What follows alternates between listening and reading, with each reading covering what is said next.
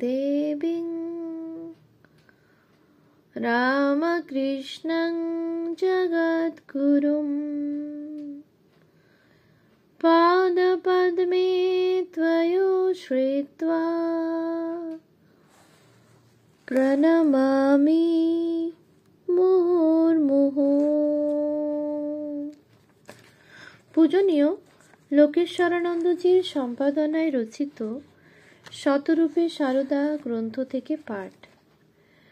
শ্রীমা শ্রী রামকৃষ্ণের 10 জন সন্ন্যাসী শিষ্যের দৃষ্টিতে, পৃষ্ঠা সংখ্যা 118। 7. স্বামী অদ্বৈতানন্দ। শ্রী মা সম্পর্কে স্বামী অদ্বৈতানন্দের উক্তি কোথাও লিপিবদ্ধ আছে কিনা আমাদের জানা নেই। বস্তুত তাঁর পূর্ণাঙ্গ জীবনচরিত আজও প্রকাশিত হয়নি, সম্ভবত যথোপযুক্ত উপাদানের অভাবে। সে যাই হোক, তিনি তাঁর অন্যান্য গুরুভ্রাতার মতো শ্রী মাকে যে পরম শ্রদ্ধার দৃষ্টিতে দেখতেন, সেটি অনায়াসে এবং সুনিশ্চিতভাবে অনুমান করা যায়। বয়সে প্রবীণ স্বামী অদ্বৈতানন্দ শ্রী শ্রী ঠাকুরের চেয়েও কয়েক বছরের বড় ছিলেন এবং তাই সঙ্গে তিনি বুড়ো গোপাল মহারাজ নামে পরিচিত ছিলেন। শ্রী মা এই বয়োজ্যেষ্ঠ ভক্তের সঙ্গে নিঃসংকোচে কথা বলতেন। দক্ষিণেশ্বরে শ্রী রামকৃষ্ণের নির্দেশে তিনি অর্থাৎ স্বামী অদ্বৈতানন্দ শ্রী মায়ের বাজার করে দিতেন।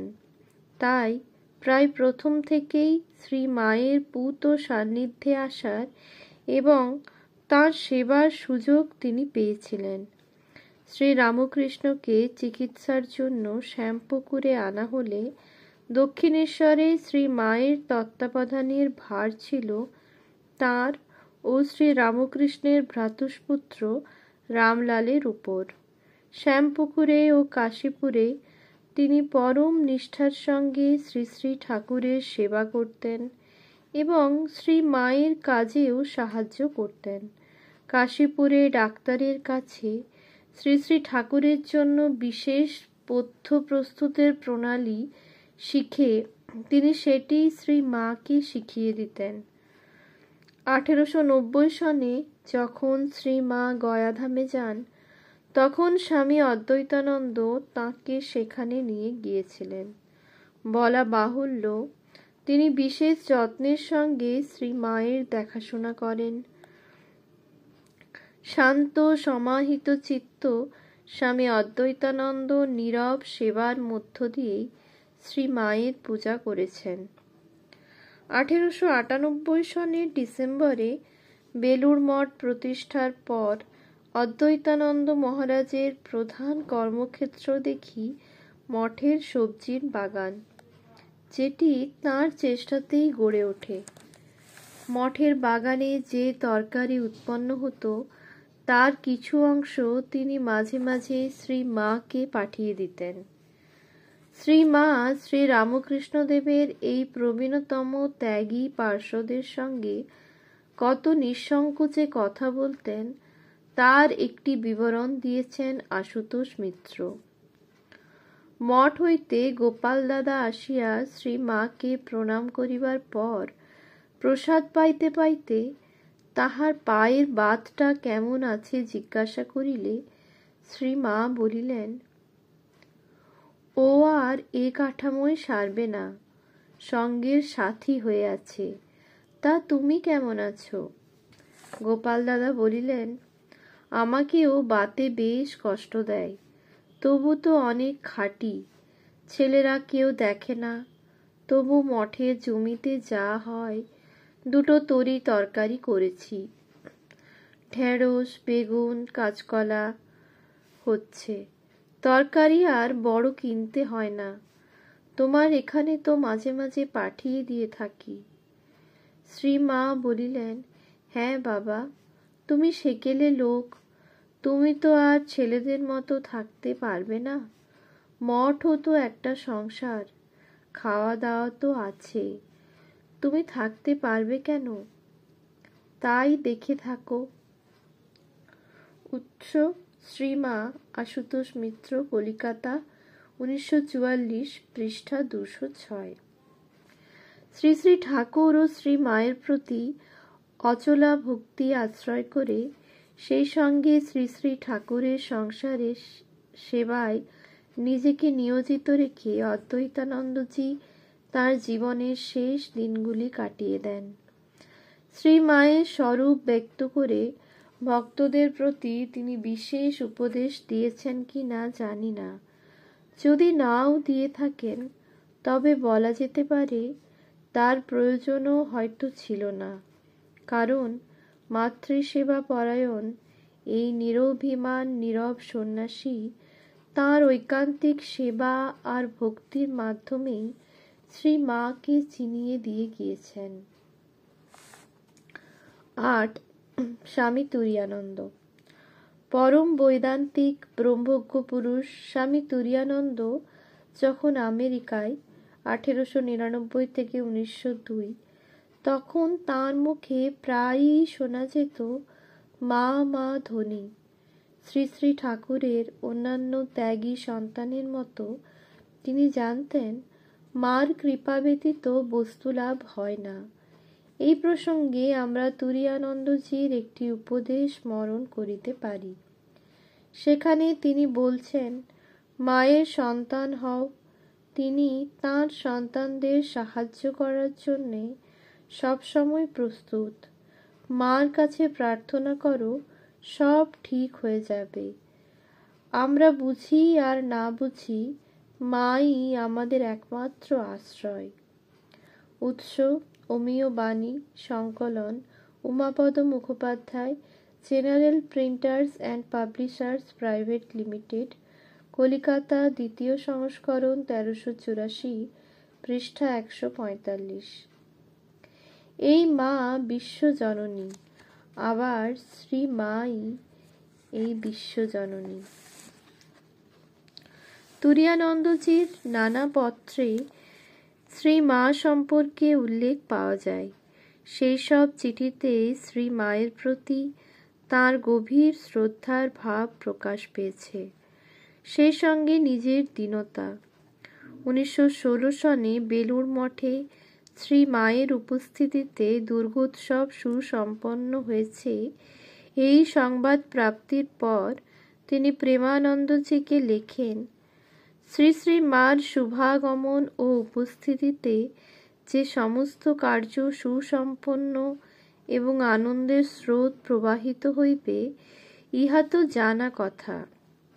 উৎস স্বামী তুরীয়ানন্দের পত্র, উদ্বোধন কার্যালয়, কলিকাতা, 4th সংস্করণ, 1382, পৃষ্ঠা 235। পত্রে তিনি শ্রী শ্রী মার শ্রীচরণে তার অসংখ্য সাষ্টাঙ্গ দণ্ডবৎ প্রণাম নিবেদন করেছেন। 1913 সনে মাস্টার মহাশয়কে তিনি একটি চিঠিতে লিখছেন, শ্রী শ্রী মাতা ঠাকুরানীর কুশল সংবাদ এবং তিনি ইতিমধ্যে কলিকাতায় আসিয়াছেন কিনা জানিবার জন্য আমরা আগ্রহান্বিত আছি। এক লাইন লিখিয়া তাহার শ্রীচরণ কুশল সংবাদ জানাইবেন।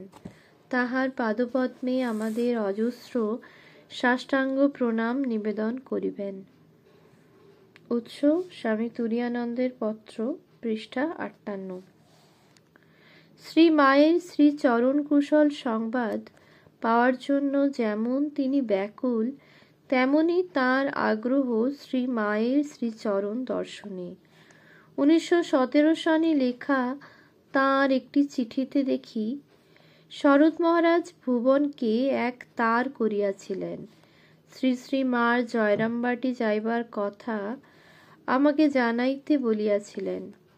যদি মা সোমবার দেশে যান, তাহা হইলে সেইখানে যাইয়া তাহার শ্রীচরণ দর্শন করিতে পারিব, এই ভরসা আছে। উৎস স্বামী তুরীয়ানন্দের পত্র, পৃষ্ঠা 246। জনৈক ভক্তকে লেখা একটি পত্রে তুরীয়ানন্দজি করুণাময়ী শুভদা শ্রী মায়ের একটি ছবি সংক্ষেপে তুলে ধরেছেন। শ্রী শ্রী মা শীঘ্রই কলিকাতায় আসিতেছেন, ইহা মহা আনন্দের সংবাদ। কত লোকেই যে তাহার পদপ্রান্তে আসিয়া জুড়াইবে, তাহার সংখ্যা নাই। ধন্য মার কৃপা, আর কি সহনশীলতা! বেজার ভাব আদৌ নাই। দিন রাত নিরন্তর লোক আসিতেছে, আর সকলেরই কল্যাণ করিতেছেন অকাতরে। উৎস: স্বামী তুরীয়ানন্দের পত্র, পৃষ্ঠা 227। শ্রী মায়ের কৃপা লাভ হলে সকল শঙ্কা দূর হয়ে যায়। তখন শুধু নিজেকে তাঁর চরণে সমর্পণ করতে হয়। যা কিছু জ্ঞাতব্য তিনিই জানিয়ে দেন। এই বিষয়ে তুরীয়ানন্দজি যথাক্রমে 1908 ও 1919 সনে লেখা দুটি পত্রে বলেছেন, শ্রী শ্রীমার কৃপালাভ করিয়াছ, সুতরাং আর ভয় কি? এখন আনন্দে ভগবানে আত্মসমর্পণ করিয়া নিশ্চিন্ত থাকো। উৎস: স্বামী তুরীয়ানন্দের পত্র, পৃষ্ঠা 22-3। মঠে আসিয়াছিলে, শ্রী শ্রী মাতা ঠাকুরানীকে প্রণাম করিয়া তাহার কৃপা লাভ করিয়াছ জানিয়া বিশেষ সুখী হইলাম। তাহার কৃপায় সকল বিষয়ই জানিতে পারিবে। গুরু ইষ্ট অভেদ, এ তত্ত্ব তিনিই কৃপা করিয়া জানাইয়া দেন। উৎস: স্বামী তুরীয়ানন্দের পত্র, পৃষ্ঠা 281। ভক্তির পরিণতি সমর্পণে। শ্রী মায়ের চরণে সবকিছু সমর্পণ করতে পারলে জীবন পূর্ণ হয়ে ওঠে, একথা তুরীয়ানন্দজি মনে প্রাণে বিশ্বাস করতেন। এই প্রসঙ্গে একটি পত্রে তিনি যা বলেছেন সেটি মনে রাখার মতো। তুরীয়ানন্দজি লিখেছেন, শ্রী শ্রী মার চরণপ্রান্তে তোমার পুত্রকে কিছুক্ষণের জন্য রাখিয়া তুমি বড়ই এক সুন্দর ভাব প্রকাশ করিয়াছ। এই রূপেই স্ত্রী, ধন, জন, এমনকি নিজেকেও তাহার পদে অর্পণ করিতে পারিলে জীবন ধন্য হইয়া যায়। ভক্তের বাঞ্ছা ইহারা আপনারাই পূর্ণ করিয়া থাকেন। উৎস: স্বামী তুরীয়ানন্দের পত্র, পৃষ্ঠা 230। শ্রী মাকে তুরীয়ানন্দজি কি দৃষ্টিতে দেখতেন তার সম্যক পরিচয় পাওয়া যায় শ্রী মা সম্বন্ধে তাঁর এই উক্তিটি থেকে। কি মহাশক্তি জগতের কল্যাণের জন্য রয়েছেন! যে মনকে আমরা এখানে অর্থাৎ কণ্ঠদেশে ওঠাতে প্রাণপণ চেষ্টা করি, সেই মনকে তিনি সেখানে রাধু রাধু করে জোর করে নাবিয়ে রেখেছেন। বোঝো ব্যাপারটি কি! জয় মা মহাশক্তি। উৎস: উদ্বোধন, 60তম বর্ষ, পৃষ্ঠা 139। ওম শান্তি শান্তি শান্তি। হরি ওম তৎসৎ।